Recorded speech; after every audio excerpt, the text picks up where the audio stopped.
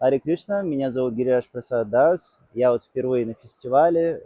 Очень, на самом деле, много положительных эмоций. Я увиделся с многими преданными, со своими друзьями, в том числе, конечно же, очень много приглашенных гостей, махараджи, да, учеников Прабхупады. Это, ну, как бы редкая возможность получить, даршан, во-первых. Во-вторых, это общение, вот, что-то новое для себя подчеркнуть. Я в очень большом впечатлении, зарядился, можно сказать, на год, и с нетерпением буду ждать следующего года.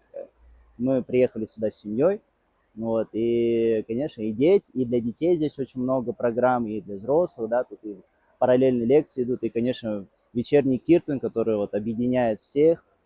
Также здесь вот много разных программ, просад вообще восхитительный, очень много положительных эмоций. Поэтому, дорогие вайшнавы, если есть возможность, обязательно приезжайте сюда с семьями, друзьями. Здесь просто, ну, духовный мир. Харе Кришна.